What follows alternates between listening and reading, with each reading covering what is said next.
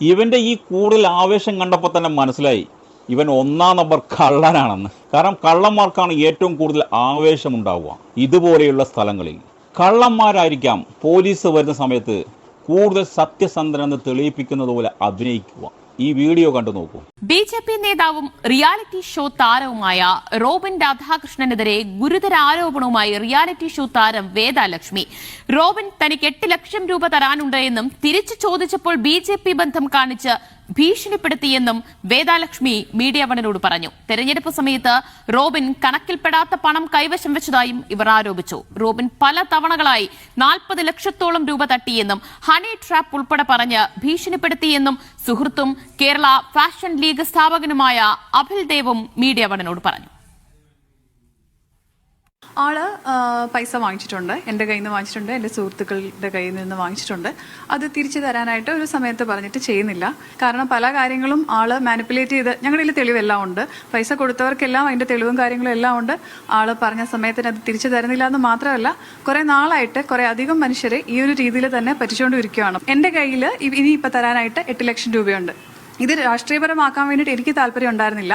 But ആള് fund തിരിച്ചു തരുന്നതിൻ്റെ ആ ഡിലേ ഉള്ള സമയത്ത് തന്നെ ലക്ഷങ്ങൾ ടേബിൾ വെച്ചിട്ടുള്ള വീഡിയോ, ഇത് ഓർക്കണം, ഇത് ഇലക്ഷൻ സമയത്താണെന്ന് ഓർക്കണം. ഇലക്ഷൻ സമയത്ത് നമ്മളുടെയൊക്കെ വണ്ടികൾ മൂവ് ചെയ്യുമ്പോഴത്തേക്കും ഡാഷ്ബോർഡ് വരെ ചെക്ക് ചെയ്യുന്ന സമയത്ത് ആൾക്ക് സോഴ്സ് എവിടുന്നാന്ന് അറിയാത്ത ലക്ഷങ്ങളാണ് അങ്ങോട്ടും ഇങ്ങോട്ടും ഉള്ള രീതിയിൽ ഇത് ചെയ്യുന്നത്, പൈസ ട്രാൻസാക്ഷൻസ് നടത്തുന്നത് ബൈ ക്യാഷ്. രാഷ്ട്രീയത്തിൽ കാല് കുത്തിയത് മുതൽ എന്താ പറയണ്ടേ, അഹങ്കാരം, ധാർഷ്ട്യം, അങ്ങനെയൊക്കെ വേണമെങ്കിൽ പറയാം. പൈസ തിരിച്ച് ചോദിക്കുമ്പോഴുള്ള ടോണും കാര്യങ്ങളും നമ്മളോട് മാത്രമല്ല കേട്ടോ, രാഷ്ട്രീയക്കാരനായതുകൊണ്ട് തന്നെ ആൾക്ക് എന്തും ചെയ്യാനുള്ള പവർ ഉണ്ട് എന്നുള്ള ഒരു ധാർഷ്ട്യത്തിലാണ് ഇപ്പം സംസാരിക്കുന്നത്. BJPയിൽ ട്രിവാൻഡ്രത്തുള്ള സുരേഷ് സാറിനെ പോയി കണ്ടിരുന്നു.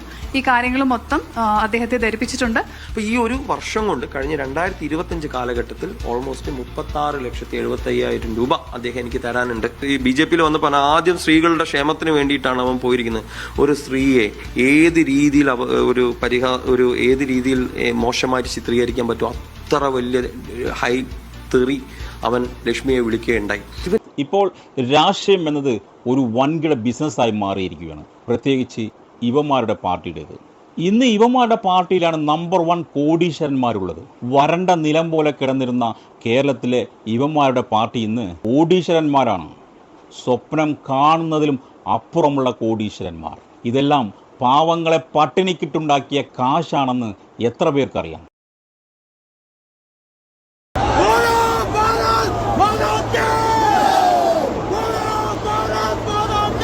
ഇവന്റെ ഈ കൂടുതൽ ആവേശം കണ്ടപ്പോൾ തന്നെ മനസ്സിലായി ഇവൻ ഒന്നാം നമ്പർ കള്ളനാണെന്ന്. കാരണം കള്ളന്മാർക്കാണ് ഏറ്റവും കൂടുതൽ ആവേശമുണ്ടാവുക ഇതുപോലെയുള്ള സ്ഥലങ്ങളിൽ. കള്ളന്മാരായിരിക്കാം പോലീസ് വരുന്ന സമയത്ത് കൂടുതൽ സത്യസന്ധനെന്ന് തെളിയിപ്പിക്കുന്നത് പോലെ അഭിനയിക്കുക. ഈ വീഡിയോ കണ്ടു നോക്കൂ. ബിജെപി നേതാവും റിയാലിറ്റി ഷോ താരവുമായ റോബിൻ രാധാകൃഷ്ണനെതിരെ ഗുരുതര ആരോപണവുമായി റിയാലിറ്റി ഷോ താരം വേദാലക്ഷ്മി. റോബിൻ തനിക്ക് 8 ലക്ഷം രൂപ തരാനുണ്ട് എന്നും തിരിച്ചു ചോദിച്ചപ്പോൾ BJP ബന്ധം കാണിച്ച് ഭീഷണിപ്പെടുത്തിയെന്നും വേദാലക്ഷ്മി മീഡിയ വണിനോട് പറഞ്ഞു. തെരഞ്ഞെടുപ്പ് സമയത്ത് റോബിൻ കണക്കിൽപ്പെടാത്ത പണം കൈവശം വെച്ചതായും ഇവർ ആരോപിച്ചു. റോബിൻ പല തവണകളായി 40 ലക്ഷത്തോളം രൂപ തട്ടിയെന്നും ഹണി ട്രാപ്പ് ഉൾപ്പെടെ പറഞ്ഞ് ഭീഷണിപ്പെടുത്തിയെന്നും സുഹൃത്തും കേരള ഫാഷൻ ലീഗ് സ്ഥാപകനുമായ അഭിൽ ദേവും മീഡിയ വണിനോട് പറഞ്ഞു. ആള് പൈസ വാങ്ങിച്ചിട്ടുണ്ട്, എൻ്റെ കയ്യിൽ നിന്ന് വാങ്ങിച്ചിട്ടുണ്ട്, എൻ്റെ സുഹൃത്തുക്കളുടെ കയ്യിൽ നിന്ന് വാങ്ങിച്ചിട്ടുണ്ട്. അത് തിരിച്ചു തരാനായിട്ട് ഒരു സമയത്ത് പറഞ്ഞിട്ട് ചെയ്യുന്നില്ല. കാരണം പല കാര്യങ്ങളും ആള് മാനിപ്പുലേറ്റ് ചെയ്ത്, ഞങ്ങളുടെ കയ്യിൽ തെളിവെല്ലാം ഉണ്ട്, പൈസ കൊടുത്തവർക്കെല്ലാം അതിൻ്റെ തെളിവും കാര്യങ്ങളും എല്ലാം ഉണ്ട്. ആള് പറഞ്ഞ സമയത്തിന് അത് തിരിച്ചു തരുന്നില്ല എന്ന് മാത്രമല്ല, കുറെ നാളായിട്ട് കുറെ അധികം മനുഷ്യരെ ഈ ഒരു രീതിയിൽ തന്നെ പറ്റിച്ചുകൊണ്ടിരിക്കുകയാണ്. എൻ്റെ കയ്യിൽ ഇനി ഇപ്പം തരാനായിട്ട് 8 ലക്ഷം രൂപയുണ്ട്. ഇത് രാഷ്ട്രീയപരമാക്കാൻ വേണ്ടിയിട്ട് എനിക്ക് താല്പര്യം ഉണ്ടായിരുന്നില്ല. ബട്ട് ആള് ഫണ്ട് തിരിച്ചു തരുന്നതിൻ്റെ ആ ഡിലേ ഉള്ള സമയത്ത് തന്നെ ലക്ഷങ്ങൾ ടേബിൾ വെച്ചിട്ടുള്ള വീഡിയോ, ഇത് ഓർക്കണം, ഇത് ഇലക്ഷൻ സമയത്താണെന്ന് ഓർക്കണം. ഇലക്ഷൻ സമയത്ത് നമ്മളുടെയൊക്കെ വണ്ടികൾ മൂവ് ചെയ്യുമ്പോഴത്തേക്കും ഡാഷ്ബോർഡ് വരെ ചെക്ക് ചെയ്യുന്ന സമയത്ത് ആൾക്ക് സോഴ്സ് എവിടുന്നാന്ന് അറിയാത്ത ലക്ഷങ്ങളാണ് അങ്ങോട്ടും ഇങ്ങോട്ടും ഉള്ള രീതിയിൽ ഇത് ചെയ്യുന്നത്, പൈസ ട്രാൻസാക്ഷൻസ് നടത്തുന്നത് ബൈ ക്യാഷ്. രാഷ്ട്രീയത്തിൽ കാല് കുത്തിയത് മുതൽ എന്താ പറയണ്ടേ, അഹങ്കാരം, ധാർഷ്ട്യം അങ്ങനെയൊക്കെ വേണമെങ്കിൽ പറയാം. പൈസ തിരിച്ച് ചോദിക്കുമ്പോഴുള്ള ടോണും കാര്യങ്ങളും നമ്മളോട് മാത്രമല്ല കേട്ടോ, രാഷ്ട്രീയക്കാരനായതുകൊണ്ട് തന്നെ ആൾക്ക് എന്തും ചെയ്യാനുള്ള പവർ ഉണ്ട് എന്നുള്ള ഒരു ധാർഷ്ട്യത്തിലാണ് ഇപ്പൊ സംസാരിക്കുന്നത്. BJP-യിൽ ട്രിവാൻഡ്രത്തുള്ള സുരേഷ് സാറിനെ പോയി കണ്ടിരുന്നു. ഈ കാര്യങ്ങൾ മൊത്തം അദ്ദേഹത്തെ ധരിപ്പിച്ചിട്ടുണ്ട്. അപ്പൊ ഈ ഒരു വർഷം കൊണ്ട് കഴിഞ്ഞ 2025 കാലഘട്ടത്തിൽ ഓൾമോസ്റ്റ് 36,70,500 രൂപ അദ്ദേഹം എനിക്ക് തരാനുണ്ട്. ഈ BJP-യിൽ വന്നപ്പോൾ ആദ്യം സ്ത്രീകളുടെ ക്ഷേമത്തിന് വേണ്ടിയിട്ടാണ് അവൻ പോയിരിക്കുന്നത്.